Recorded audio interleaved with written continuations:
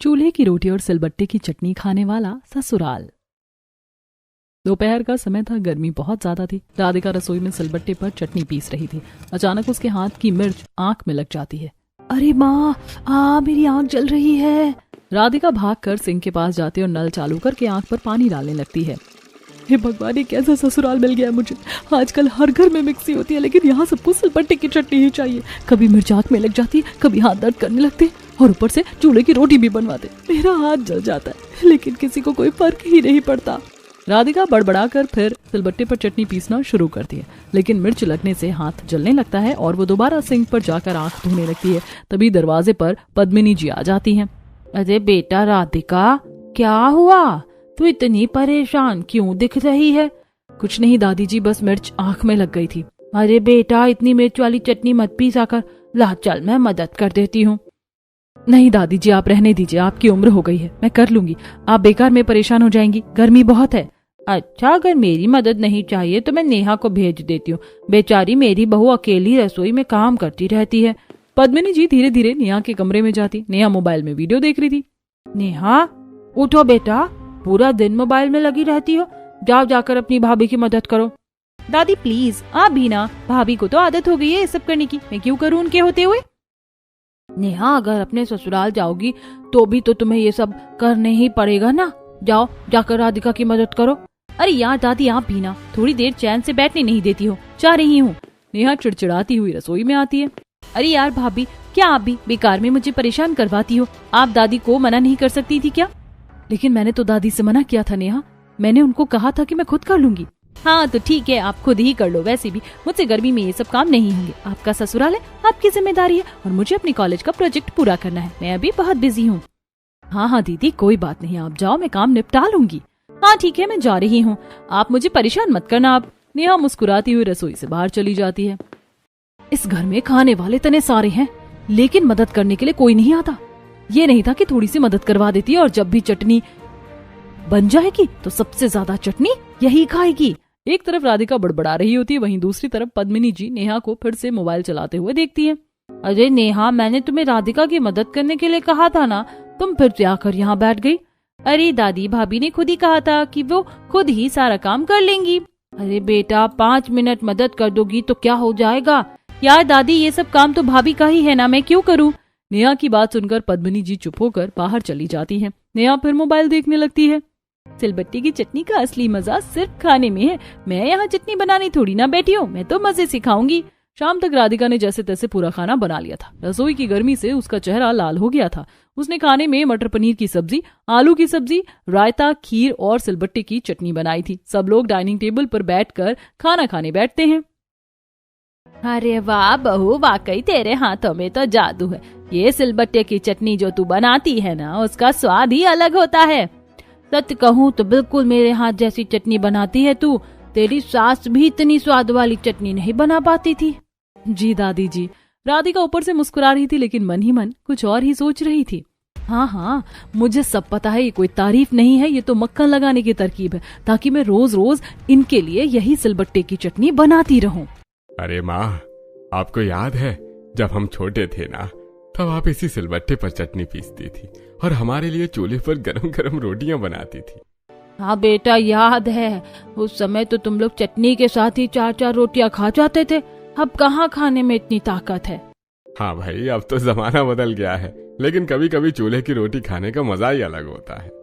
सब लोग आराम से खाना खा रहे थे, लेकिन राधिका के चेहरे पर थकान साफ दिखाई दे रही थी। इन्हें तो बस खाना है, बनाना पड़े या कोई जल जाए, उससे किसी को कोई फर्क नहीं पड़ता। हाँ यार राधिका, तुम्हारे हाथों की इस धनिया की चटनी का तो कोई जवाब ही नहीं है। लाओ, इसी बात पर मुझे थोड़ी सी चटनी और एक रोटी और दे दो। हाँ यार भाभी, आज का खाना खाकर तो मजा ही आ गया। हाँ भाभी, मुझे भी एक रोटी और चटनी चाहिए। हाँ हाँ जरूर, लीजिए, आप लोग मन भर कर खाइए। राधिका, तुम खड़ी क्यों हो? तुम भी हमारे साथ बैठो और खाना खाओ। जी मम्मी जी, बस आप लोग खाइए, फिर मैं भी खाना खाकर सोने जाऊंगी, काफी थक गई हूँ। सब लोग खाना खाकर अपने कमरों में चले जाते हैं। ऐसे ही कुछ दिन बीत जाते, गर्मी और भी ज्यादा बढ़ जाती है। दोपहर का समय था, सरला जी हॉल में बैठी हुई थी, तभी उनका फोन बजता है। अरे दीदी नमस्ते, कैसी हैं आप? अरे सरला, हम तो ठीक है, बस सोच रहे थे कि इस बार कुछ दिन तुम्हारे पास आ जाए। अरे वाह दीदी, इसमें सोचने वाली क्या बात है, आप लोग जरूर आइए। हाँ बस कल ही निकल रहे, 2-3 दिन तुम्हारे पास रुकेंगे। बहुत अच्छा ये दीदी, घर में भी रौनक हो जाएगी। सरला जी फोन रख देती है और मुस्कुराते हुए उठती हैं। अरे राधिका बेटा जरा इधर आना। राधिका रसोई से बाहर आती है। जी मम्मी जी। बेटा तुम्हारी मौसी सास और मामा ससुर गांव से कल हमारे घर आने वाले, 2-3 दिन यहीं रुकेंगे। अच्छा मम्मी जी ठीक है। राधिका मन ही मन परेशान होने लगती है। बस यही बाकी रह गया था, ऊपर से इतनी भयंकर गर्मी, और अब गांव वाले रिश्तेदार भी आने वाले हैं। अब तो गांव वाली रसोई ही चलेगी आने वाले कुछ दिनों तक। अच्छा सुनो राधिका, तुम्हारी मौसी और मामा जी को गांव का खाना पसंद है। तुम अब कुछ दिनों तक मॉडर्न रसोई की जगह गांव वाली रसोई में ही खाना बनाना। जी मम्मी जी। क्या बनाऊं? दीदी को तो चूल्हे की रोटी बहुत पसंद और सिलबट्टे की चटनी भी। हे भगवान, फिर से वही चूल्हा वही सिलबट्टा, ऊपर से ये गर्मी, मेरा क्या होगा? अच्छा बेटा एक काम करो, बाजार से कुछ सामान ले आओ। मम्मी जी क्या क्या लाना है? हरा धनिया ले आना, पुदीना ले आना और कच्चे आम भी जरूर ले आना। गर्मी का मौसम है, कच्चे आम का आम पन्ना बहुत अच्छा लगता है। अरे मम्मी अगर मौसी जी आ रही हैं तो कुछ अच्छा बनाते, एक काम करो गोलगप्पे भी मंगा लो बाजार से, और भाभी पुदीने का पानी बना देंगी। हाँ सही कहा, पुदीना भी ले आना, और हाँ चटनी के लिए मिर्च भी ले आना। यार इतनी गर्मी पड़ रही है, ऊपर से बाजार से इतना सारा सामान लाओ और फिर घंटों रसोई में खड़े होकर चूल्हे के सामने जलो। शाम के समय तैयार होकर राधिका सब्जी खरीदने बाजार जाती है। बाजार में बहुत भीड़ होती है, तभी उसे अपनी कजिन बहन साक्षी दिखती है। अरे राधिका तू यहाँ क्या कर रही है? अरे बहन यार साक्षी, मैं सब्जी लेने आई हूँ, तू यहाँ कहाँ घूम रही है? अरे बहन मैं तो बस शॉपिंग करने आई थी, लेकिन तू इतनी परेशान क्यों लग रही है?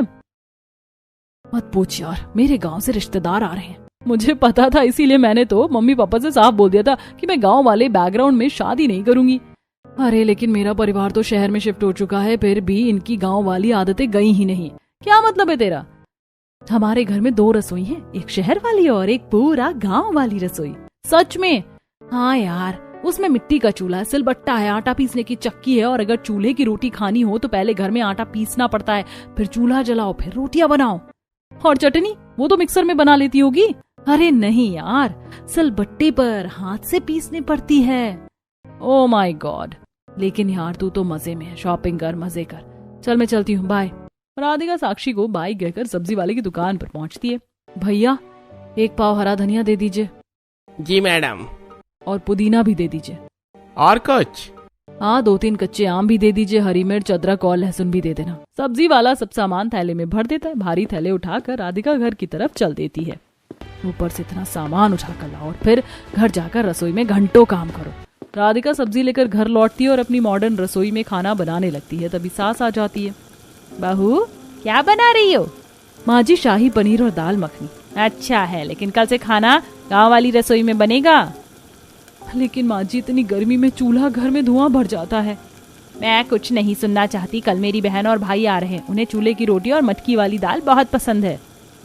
जी ठीक है मम्मी जी, आज तो मैं यही खाना बना लूं। राधिका अपनी मॉडर्न रसोई में रात का सारा खाना बनाकर तैयार करती है। सभी लोग डाइनिंग टेबल पर बैठकर खाना खाते, राधिका की तारीफ करते हैं। और अगले दिन सुबह सुबह घर में गांव से मौसी सास और मामा ससुर के आने की तैयारी शुरू हो जाती है। अरे राधिका बेटा आज खीर बना लेना। ठीक है मम्मी जी, दूध वाला आएगा तो मैं उससे दूध ज्यादा ले लूंगी। तभी दरवाजे पर दूध वाला आता है। अरे भाभी जी दूध ले लीजिए। भैया आज मुझे 2 किलो की जगह 4 किलो दूध चाहिए। अरे भाभी जी अगर ज्यादा दूध चाहिए हुआ करे तो पहले बताया करो ना, ऐसे मेरा सारा फेर बिगड़ जाता है। देख रामू ऐसे झुंझलाया मत कर, कभी कभी इमरजेंसी आती है, पहले से पता नहीं होता है। चल चुपचाप दूध दे दे। हाँ ठीक है, आज तो दे देता हूँ, लेकिन अगली बार से पहले ही बता देना। राधिका मॉडर्न रसोई में जाकर दूध गर्म करने रखती है। तभी उसकी दादी सास रसोई में आती है। बहू आज तो तुम्हारी मौसी सास आने वाली है, क्या खाना बनाओगी? हाँ दादी जी, बस मम्मी जी से मैं पूछने ही जा रही थी कि खाने में क्या बनाऊं। बहू एक काम कर, आज गांव वाली रसोई में खाना बना लेना। लेकिन मम्मी जी इतनी गर्मी में चूल्हा जलाना बहुत मुश्किल होता है, घर में धुआं भी भर जाता है। मैं कुछ नहीं सुनना चाहती, मेरी बहन गांव से आ रही है, उसे चूल्हे की रोटी बहुत पसंद है। अरे बहू तू खाना तो बना ही रही है ना, दाल को मटकी में चूल्हे पर बना लेना और उसमें लहसुन अदरक का पेस्ट डालकर हींग जीरे का तड़का लगा देना, बस मजा आ जाएगा। जी दादी जी जैसा आप कहें। राधिका मजबूरी में गांव वाली रसोई में जाती है। वो चूल्हा जलाती है और मटकी में दाल चढ़ा देती है। थोड़ी देर में पूरे आंगन में लहसुन और हींग की खुशबू फैलने लगती है। तभी पद्मिनी जी धीरे धीरे रसोई में आती है। अरे वाह बहू क्या खुशबू आ रही है, क्या बना रही है? दादी मटकी वाली दाल बना रही हूँ। अच्छा है, लेकिन सिर्फ दाल से क्या मजा आएगा? मतलब दादी? अरे दाल बाटी बनाओ ना, बाटी बनाओगी तो मजा आ जाएगा। हे भगवान, अब बाटी भी बनानी पड़ेगी। लेकिन दादी, बाटी बनाने में बहुत समय लगेगा। एक काम कर, आटा तू लगा ही रही है, उसमें थोड़ा सा सूजी डाल दे और छोटी छोटी बाटियां बना ले। राधिका मजबूरी में बाटियां भी बनाने लगती है। तभी सरला जी भी रसोई में आ जाती है। अरे वाह बहू, दाल बाटी बना रही हो? लेकिन सुन, दाल बाटी का मजा बिना चटनी के कहाँ आता है? जी मम्मी जी, चटनी भी बना देती हूँ। और हाँ भाभी, साथ में सूखे आलू भी बना देना। अब चटनी भी और सूखे आलू भी? आज तो मेरी पूरी शाम रसोई में ही निकल जाएगी। तभी घर के बाहर गाड़ी रुकने की आवाज आती है। मम्मी मम्मी, मौसी और मामा जी आ गए। दरवाजे पर जानकी जी और किशोर जी खड़े होते हैं। उनके हाथ में एक बड़ा डिब्बा होता है। अरे सरला, ये देख, गांव का ताजा घी लेकर आई हूँ। अरे वाह दीदी, अब तो खाने का मजा दुगना हो जाएगा। बिल्कुल, इस घी के साथ चूल्हे की रोटी खाओगी ना तो असली स्वाद आएगा। मौसी, आज भाभी दाल बाटी बना रही है, वो भी चूल्हे पर। अरे वाह, फिर तो मजा आ जाएगा। थोड़ी देर बाद सब लोग आंगन में बैठकर दाल बाटी और चटनी खाने लगते हैं। अरे वाह बहू, क्या स्वाद है, बिल्कुल गांव जैसा खाना बना है। और ये लहसुन वाली चटनी सिलबट्टे पर पीसी है ना? जी मौसी जी, तभी इतना स्वाद है। थोड़ी देर में सारी चटनी खत्म हो जाती है। भाभी, चटनी तो खत्म हो गई। रात के खाने के लिए आप दोबारा से चटनी बना देना। हाँ जरूर, इस घर में मैं बस सिलबट्टे की चटनी बनाने के लिए ही तो आई हूँ। शाम का समय हो चुका था। दिन भर की गर्मी के बाद सब लोग आंगन में बैठकर बातें कर रहे थे। तभी थोड़ी देर में सबको हल्की भूख लगने लगती है। भाभी, अब तो भूख लग रही है। हाँ भाभी, कुछ हल्का फुल्का हो जाए। भाभी, समोसे बना लो ना। राधिका दिन भर रसोई में काम करके पहले ही थक चुकी थी। ठीक है, बना देती हूँ। राधिका रसोई में जाकर समोसे बनाने की तैयारी करने लगती है। वो आलू उबालकर आलू का भरता तैयार करती है और मैदा गूंथकर पहले रोटी बेलती है और फिर समोसे का शेप देकर कढ़ाई में तेल डालकर समोसे तलना शुरू करती है। समोसे तैयार हैं, सब लोग आ जाइए। सब लोग प्लेट लेकर बैठ जाते हैं। वाह भाभी, कितने अच्छे समोसे लग रहे हैं।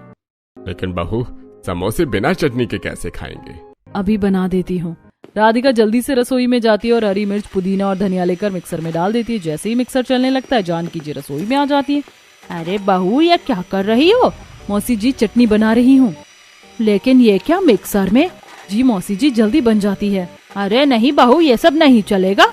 अरे हाँ भाई, मिक्सर वाली चटनी हम नहीं खाएंगे। मौसी को तो सिलबट्टे वाली चटनी ही पसंद है। बहू, असली स्वाद तो सिलबट्टे की चटनी में ही आता है। राधिका मिक्सर बंद कर देती है। हे भगवान, अभी तो बड़ी मुश्किल से चटनी मिक्सर में डालकर पीसने लगी थी। एक काम करो बहू, ये जो मिक्सर में डाली है ना, इसे निकाल लो। आधी पिसी हुई चटनी ही निकाल लूं? हाँ बेटा, और इसे सिलबट्टे पर पीस लो। ये मिक्सर वाली चटनी हमें नहीं पसंद। असली स्वाद तो सिलबट्टे की चटनी में ही आता है। हे भगवान, अब फिर से सिलबट्टा निकालना पड़ेगा। राधिका मजबूरी में मिक्सर से चटनी निकालती है और फिर से सिलबट्टे के सामने बैठ जाती है। आज तो पूरा दिन सिलबट्टे और चूल्हे के साथ ही निकल गया। थोड़ी देर बाद सिलबट्टे पर पिसी हुई चटनी तैयार हो जाती है। वाह भाभी, अब तो मजा आ गया। हाँ, यही तो असली स्वाद है। ऐसे ही घर में मेहमानों के साथ कुछ दिन बीत जाते हैं। गर्मी लगातार बढ़ती जा रही थी। एक दिन सब लोग आंगन में बैठे हुए थे। भाभी, आपकी तो एनिवर्सरी आने वाली है ना, पार्टी कहाँ दे रही हो? अरे भाई, पार्टी बाहर क्यों देंगे? हमारी बहू इतना अच्छा खाना बनाती है, हम तो घर पर ही मेहमानों को बुलाएंगे। हाँ, राधिका बहू के हाथ की चूल्हे की रोटी और सिलबट्टे की चटनी और कुछ पकवान, बस वही खाएंगे। ये सुनकर राधिका का चेहरा थोड़ा उतर जाता है। वाह, एनिवर्सरी पर लोगों को मुझे गिफ्ट देना चाहिए था, लेकिन यहाँ तो मुझे ही चूल्हे में झोंकने की तैयारी हो रही है। राधिका बेटा, कल तैयार हो जाना, हम लोग तुम्हारे लिए शॉपिंग करने चलेंगे। अच्छा ठीक है मम्मी जी। हाँ भाभी, इसी बहाने मुझे भी एक ड्रेस मिल जाएगी और फिर से आपके हाथों की चूल्हे की रोटी और सिलबट्टे की चटनी खाने का मौका मिलेगा। हंसी मजाक में दिन गुजर जाता है और अगले दिन सुबह सुबह सब लोग बाजार पहुंच जाते हैं और सबसे पहले एक बड़ी कपड़ों की दुकान में जाते हैं। दुकान के अंदर रंग बिरंगे लहंगे और सूट टंगे होते हैं। नमस्ते जी, क्या दिखाऊं? भाई साहब, हमारी बहू की एनिवर्सरी है, इसके लिए कोई अच्छा सा लहंगा दिखाइए। दुकानदार एक एक करके कई लहंगे निकाल कर दिखाने लगता है। ये देखिए मैडम, ये नया डिजाइन है और ये वाला भी बहुत चल रहा है। राधिका थोड़े झिझकते हुए लहंगों को देखती है। अरे बहू, ये वाला देखो, कितना प्यारा लग रहा है। हाँ मम्मी जी, ये तो सच में बहुत सुंदर है। फिर यही पैक कर दीजिए। जी अभी पैक करता हूँ। कपड़ों की दुकान से निकलने के बाद सरला जी राधिका को चूड़ियों की दुकान पर ले जाती हैं। बहू लहंगे के साथ मैचिंग चूड़ियां भी होनी चाहिए। आइए मैडम, ये देखिए नई कलेक्शन। दुकानदार अलग अलग रंगों की चूड़ियां निकाल कर दिखाता है। बहू ये लाल और गोल्डन वाली पहन कर देखो। राधिका चूड़ियां पहनकर देखती है। बस यही बिल्कुल परफेक्ट है। यही वाली पैक कर दीजिए भाई। फिर सब लोग सैंडल की दुकान पर जाते हैं। जी मैडम, किस तरह की सैंडल चाहिए? बहू के लहंगे के साथ मैच करने वाली सैंडल दिखाइए। दुकानदार कई सैंडल निकाल कर दिखाता है। ये गोल्डन वाली पहनकर देखो बहू। राधिका सैंडल पहनकर खड़ी होती है। बस यही ले लेते हैं। जब हम अपनी बहू को इतना कुछ दिलवा ही रहे हैं तो क्यों ना इसे गोल्ड की ज्वेलरी भी दिलवा दी जाए। हमारी तरफ से इसकी एनिवर्सरी का तोहफा भी हो जाएगा। हाँ, मैं भी यही सोच रही थी। चलो श्री ज्वेलर्स के यहाँ पर चलते हैं। आखिर में राधिका के सास ससुर राधिका को ज्वेलरी की दुकान पर ले जाते हैं। नमस्ते जी, आइए बैठिए। भाई साहब, हमारी बहू की एनिवर्सरी है, इसके लिए एक अच्छा सा हार दिखाइएगा। दुकानदार कई डिजाइन के हार निकालकर सामने रख देता है। बहू ये वाला देखो कितना अच्छा लग रहा है। हाँ मम्मी जी, ये बहुत सुंदर है। अरे बस फिर यही पैक कर दीजिए। थोड़ी देर बाद सारी शॉपिंग हो जाती है। राधिका के हाथ में बैग ही बैग होते हैं जिसमें लहंगा, चूड़ियां, मेकअप, सैंडल और ज्वेलरी होती है। देखो बहू, अब एनिवर्सरी पर तुम बहुत सुंदर लगोगी। मैं इतनी अच्छी अच्छी चीजें खरीद रही हूँ, लेकिन मुझे पता है कि इन्हें पहनकर भी मैं आखिर में चूल्हे के सामने बैठकर खाना ही बनाऊंगी। आखिरकार एनिवर्सरी का दिन आ जाता है। घर में काफी मेहमान आने वाले थे। राधिका सुबह पार्लर जाती है। आज तो आप बहुत सुंदर लग रही मैडम। आज मेरी एनिवर्सरी है, मुझे अपना हेयर स्पा, नेल एक्सटेंशन और मेकअप करवाना है। जी मैम बिल्कुल, आप जो जो कहती जाएंगी हम आपको वही लुक दे देंगे। पार्लर वाली राधिका को तैयार कर रही होती है, तभी राधिका का फोन बजता है। अरे बहू, कहाँ रह गई तुम? बस पापा जी पार्लर में हूँ। देखो, हमने केटरिंग वालों को बुला तो लिया है। वो कह रहा था कि खाना वही बनाएगा, लेकिन चूल्हे की रोटी तो तुम्हें ही बनानी पड़ेगी। वही वो किसी और के हाथ की अच्छी नहीं लगेगी। कमाल है, आज मेरी ही एनिवर्सरी है और गाना भी मुझे ही बनाना है। अरे क्या हो गया बेटा, तुम चुप क्यों हो गई? अरे कुछ नहीं पापा जी, बस मैं अभी आती हूँ। शाम को घर में मेहमान आ जाते हैं। सब लोग सज धज कर बैठे होते हैं। टेबल पर बड़ा सा केक रखा होता है। चलो भाभी केक काटो। राधिका और उसका पति केक काटते हैं। Happy anniversary. सब लोग केक खा रहे थे, फोटो खिंचवा रहे थे। लेकिन कुछ देर बाद, बहू मेहमानों के लिए रोटियां भी बना दो। राधिका चुपचाप रसोई में चली जाती। रसोई में पहले से कई तरह के पकवान रखे होते हैं, जिसमें शाही पनीर, मलाई कोफ्ता, पनीर लबाबदार, राजमा, नान, पूड़ी, लच्छा पराठा, गुलाब जामुन, खीर, कचौड़ी जैसा खाना केटरिंग वाले ने बना दिया था। लेकिन उसके बावजूद, बहू चूल्हे की रोटी भी बना देना। राधिका चूल्हे के सामने बैठकर रोटियां बनाने लगती है। आज मेरी एनिवर्सरी है और मैं फिर से चूल्हे के सामने बैठी हूँ। थोड़ी देर में राधिका सबके सामने गरम गरम चूल्हे की रोटियां, दाल मखनी और सिलबट्टे की चटनी परोसती है। अरे वाह बहू, क्या स्वाद है। सच में इतनी स्वादिष्ट चटनी तो बहुत दिनों बाद खाई है। हमारी भाभी सिलबट्टी पर चटनी पीसती है ना, इसीलिए इतनी स्वादिष्ट होती है। हमारी बहू के हाथ का स्वाद ही अलग है भाई। इसके हाथों की चूल्हे की रोटी और सिलबट्टे की चटनी, यही तो असली खाना है। सब लोग राधिका की खूब तारीफ करते हैं, लेकिन इतनी मेहनत के बाद राधिका बहुत थक जाती है। एनिवर्सरी के बाद घर में 4-5 दिन ऐसे ही गुजर जाते हैं। दोपहर का समय था, गर्मी बहुत ज्यादा पड़ रही थी। आंगन में सब लोग बैठे हुए थे। आज तो गर्मी ने रिकॉर्ड तोड़ दिया। मेरा तो मन कुछ ठंडा ठंडा पीने का है। हाँ, खाना खाने के बाद पेट भी भारी भारी लग रहा है। ऐसा लग रहा है कुछ नींबू पानी जैसा मिल जाए तो मजा आ जाए। वाह बेटा रोहन, तूने तो मेरे मन की बात सुन ली। राधिका बेटा एक काम करो, नींबू रखे हुए सभी के लिए शिकंजी बना लाओ। ठीक है मम्मी जी, मैं अभी बना लाती हूँ। राधिका रसोई में जाती है। वो 5 नींबू काटकर उनका रस निकालती है। भगोने में नींबू का रस, बूरा, काला नमक, भुना जीरा, पानी, सोडा और बर्फ डालकर सबके लिए बड़े भगोने में शिकंजी बनाती है और ट्रे में रखकर सभी के लिए लेकर आती है। सब लोग आ जाओ, शिकंजी तैयार है।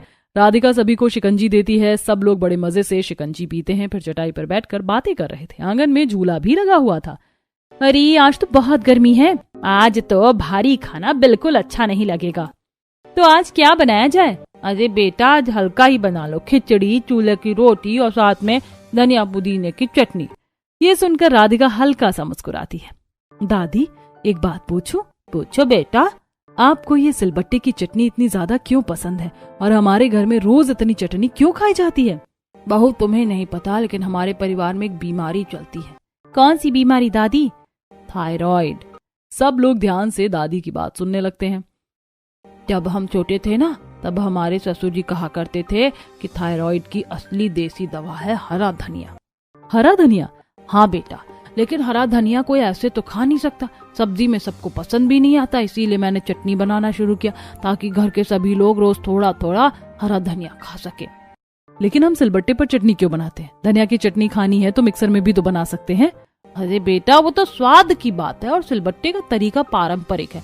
जब हम धनिया, पुदीना, हरी मिर्च, काले नमक, जीरा, हींग, काली मिर्च के साथ पीसते हैं, तब एक तो स्वाद बढ़ता है, दूसरा हम चटनी स्वाद में ज्यादा खाते हैं, जिससे हमारे घर में सबका थायराइड नॉर्मल रहता है। सच में दादी? वरना लोग दवाई खाते हैं और दवाई खाने से साइड इफेक्ट भी होते हैं। किसी का वजन बहुत बढ़ जाता है, कोई बहुत दुबला हो जाता है, कई परेशानियां हो जाती हैं। राधिका अब ध्यान से दादी की बात सुन रही थी। अच्छा, इसीलिए हमारे घर में इतनी चटनी बनती है। लेकिन दादी, ये चूल्हे की रोटी का क्या राज है? हाँ पापा, अब ये भी बताइए कि आपको चूल्हे की रोटी इतनी पसंद क्यों है? जगदीश जी हल्का सा मुस्कुराते हैं और थोड़ी देर सोचकर बोलना शुरू करते हैं। बहू, ये सिर्फ स्वाद की बात नहीं है, इसके पीछे एक पुरानी आदत और वजह है। हाँ, और तुम्हारे ससुर जी की वजह से हमें चूल्हे की रोटी खाने की आदत लगी है। जब मैं छोटा था तब हम गांव में रहते थे। उस समय गैस स्टोव तो होते ही नहीं थे, पूरा खाना चूल्हे पर ही खाना बनाते थे। तब तो सब लोग रोजाना चूल्हे की रोटी ही खाते होंगे। हाँ, और तभी मैंने देखा कि गांव के लोग बहुत तंदुरुस्त रहते थे। वो लोग खेतों में दिन भर काम करते थे, फिर भी उन्हें ज्यादा बीमारियां नहीं होती थी। सच में? बाद में जब शहर में आकर हमने गैस पर खाना बनाना शुरू किया, तब डॉक्टर ने एक दिलचस्प बात बताई। क्या बताया डॉक्टर ने? डॉक्टर ने कहा कि मिट्टी के चूल्हे की धीमी आंच पर बना खाना थोड़ा अलग तरह से पकता है। उसमें धुएं की हल्की खुशबू भी आ जाती है और खाना धीरे धीरे पकने से स्वाद भी अच्छा होता है। इसीलिए तो तुम्हारे पापा को चूल्हे की रोटी इतनी पसंद है। हाँ, बचपन में तुम्हारी दादी मुझे चूल्हे की रोटी बनाकर खिलाती थी और शहर आने के बाद हमने अपने घर में एक गांव की एक मॉडर्न रसोई भी इसीलिए बनवाई थी। हाँ, और शहर आने के बाद जब हमें पापा ने चूल्हे की रोटी खिलाई तो फिर हमें वो रोटी खाने की आदत हो गई। राधिका अब समझने लगी थी घर में चूल्हे की रोटी के पीछे सिर्फ जिद नहीं बल्कि एक पुरानी आदत और भावना भी जुड़ी हुई है। शाम को चूल्हे पर खिचड़ी और रोटियां बना रही थी। भाभी, क्या बना रही हो? खिचड़ी और चूल्हे की रोटी। वाह, आज तो मजा आ जाएगा। राधिका चूल्हे पर रोटियां सेक रही थी। चूल्हे की आग तेज थी। अचानक उसका हाथ लकड़ी के जलते हिस्से से छू जाता है। यार, ये तो बहुत गर्म है, लगता है हाथ में फफोले आ जाएंगे।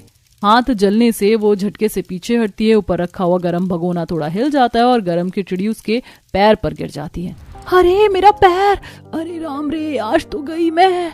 राधिका हड़बड़ाहट में उठती है। तभी गांव वाली रसोई में सिलबट्टे की लोड़ी उसके दूसरे पैर पर गिर जाती है। राधिका जोर से चिल्लाती है, अरे राम रे, रोहन, मम्मी जी बचाओ मुझे। अरे मम्मी देखो, ये भाभी की आवाज है ना। हाँ, चलो चलकर देखे क्या हुआ है। सभी लोग भागते हुए रसोई में आते हैं। क्या हुआ बहू? मम्मी देखो, भाभी का हाथ और पैर दोनों जल गए, ऊपर से सिलबट्टा पैर पर गिर गया, शायद हड्डी भी टूटी है। जल्दी से राधिका को डॉक्टर के पास लेकर चलो। रोहन, चिंटू, गाड़ी निकालो। घर में अफरा तफरी मच जाती है। सब लोग गाड़ी में तुरंत राधिका को डॉक्टर के पास लेकर जाते हैं। देखिए, चिंता की ज्यादा बात नहीं है, लेकिन इन्हें कुछ दिन आराम करना पड़ेगा। हाथ पर पट्टी रहेगी और पैर को भी आराम देना होगा। कम से कम फ्रैक्चर ठीक होने में 2 महीने लगेंगे। अरे भाई, ठीक हो जाएंगे ना डॉक्टर साहब? बिल्कुल, बस इन्हें बेड रेस्ट की जरूरत है। डॉक्टर से इलाज करवा कर सब लोग घर वापस आ जाते हैं। राधिका के हाथ पर पट्टी बंधी होती है और पैर में भी चोट लगी होती है। बहू, तुम बिल्कुल काम मत करना। जी मम्मी जी, अब तो डॉक्टर ने भी मना कर दिया है। राधिका के चोट लगने के बाद सभी मिलकर काम करने लगते हैं और कुछ दिनों बाद राधिका अपने कमरे में बिस्तर पर आराम कर रही होती है। उधर घर में अचानक एक नई खबर आती है। मम्मी! क्या हुआ? मम्मी, आज शाम को चिंटू भैया के लिए लड़की वाले देखने आने वाले हैं। ये सुनते ही सब लोग चौंक जाते हैं। क्या, आज? हाँ, पापा ने अभी फोन पर बात की, वो लोग शाम तक पहुँच जाएंगे। अरे लेकिन घर में तो कोई तैयारी ही नहीं है। मेहमान आएंगे तो खाना पीना भी बनाना पड़ेगा। सबकी नजर अचानक राधिका के कमरे की तरफ जाती है। लेकिन भाभी तो काम कर ही नहीं पाएंगी। सब लोग सच में टेंशन में आ जाते हैं। कोई बात नहीं, राधिका बहू काम नहीं कर पा रही है तो क्या हम लोग रसोई में मिलकर काम करेंगे? लेकिन अम्मा जी इतनी गर्मी में चूल्हे वाली रसोई में? हाँ, क्योंकि वो सभी लोग गांव के हैं तो खाना खाकर जाएंगे, वो भी गांव वाला। ठीक है, हम लोग तैयारी कर लेंगे। दोपहर होते होते घर में तैयारी शुरू हो जाती है। आज पहली बार सरला जी, दादी और नेहा खुद रसोई में उतरती हैं। अरे ये चूल्हा जलाना भी कितना मुश्किल है। हाँ, गर्मी भी बहुत है आज। अरे लाओ भाई, चूल्हा मैं जला देता हूँ। जगदीश जी अपने तरीके से चूल्हा जलाते हैं, लेकिन अचानक चूल्हे की आग तेज हो जाती है और रसोई में धुआं भरने लगता है। मम्मी आंखों में धुआं जा रहा है। बहू रोज ये सब करती थी, हमें पता ही नहीं चला। उधर दादी सिलबट्टे पर चटनी पीस रही होती है। अरे ये सिलबट्टा भी कितना भारी है। अरे दादी आप तो थक गई, भाभी तो रोज ये सब करती थी। धीरे धीरे सबको एहसास होने लगता है कि राधिका कितना मेहनत करती थी। थोड़ी देर बाद सरला जी राधिका के कमरे में जाती है। राधिका बहू, अरे ओ राधिका बहू। जी मम्मी जी। नहीं बहू, तुम उठना मत, हमें माफ कर दो। मम्मी जी, हमने तुम्हें बहुत परेशान किया। इतनी गर्मी में रोज चूल्हे की रोटी और सिलबट्टे की चटनी बनवाते रहे। इतने में ससुर जी और नेहा भी कमरे में आ जाते हैं। बहू, सच में हमसे गलती हो गई। भाभी, आज हमें पता चला कि रसोई का काम कितना मुश्किल होता है। राधिका सबकी बातें सुनकर भावुक हो जाती है। नहीं मम्मी जी, इसमें माफी की क्या बात है, घर का काम तो सबका होता है। अब से घर में काम सब मिलकर करेंगे। और चूल्हे की रोटी और सिलबट्टे की चटनी भी कभी कभी ही बनेगी, और जब बनेगी तो हम सब मिलकर बनाएंगे। राधिका की आंखों में खुशी के आंसू आ जाते हैं। उस दिन लड़की वाले भी आते हैं, सब लोग मिलकर उनका स्वागत करते हैं। सरला जी और नेहा मिलकर खाना बनाती हैं। खाना बहुत स्वादिष्ट है। वही हमारे घर में सब मिलकर खाना बनाते हैं। लड़की वालों को घर का माहौल बहुत अच्छा लगता है। लड़की वाले रिश्ता पक्का करके चले जाते हैं। इसके 6 महीने बाद घर में खुशियों का माहौल होता है। चिंटू की शादी हो चुकी होती है और नई बहू भी घर आ चुकी होती है। एक दिन संडे की सुबह सब लोग आंगन में बैठे होते हैं। आज तो संडे है तो क्यों ना आज चूल्हे की रोटी और सिलबट्टे की चटनी बन जाए। सब लोग हंसने लगते हैं। मैं चूल्हे की रोटी बना लेती हूँ और मैं चटनी पीस लेती हूँ। थोड़ी देर बाद ससुर जी बाजार से हरा धनिया, पुदीना और सब्जियां लेकर आते हैं। दादी आटा गूंथ रही होती हैं, सरला जी सब्जी काट रही होती है, नेहा प्लेट लगा रही होती है। राधिका और उसकी देवरानी हंसते हुए साथ में खाना बना रही होती हैं। दीदी, अब तो चूल्हे की रोटी बनाने मजेदार लग रहा है क्योंकि अब सब साथ में बना रहे हैं। थोड़ी देर बाद सब लोग आंगन में बैठकर खाना खाते हैं। देखो, मिलकर काम करने में ही असली खुशी है।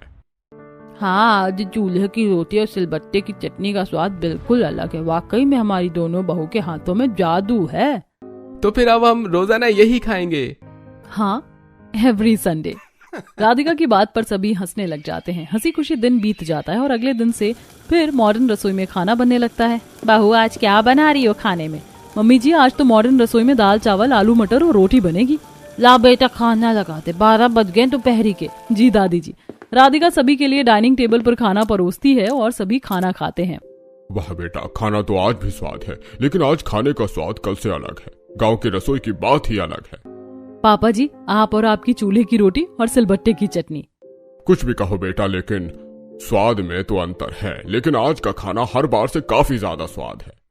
हाँ, क्योंकि इसमें हमारा आप लोगों के प्रति प्यार जो मिला है। क्यों देवरानी जी? सभी लोग ये सुनकर हंसने लगते हैं और खुशी खुशी अब हर संडे खाना गांव की रसोई में बनता है, बाकी दिन मॉडर्न रसोई में।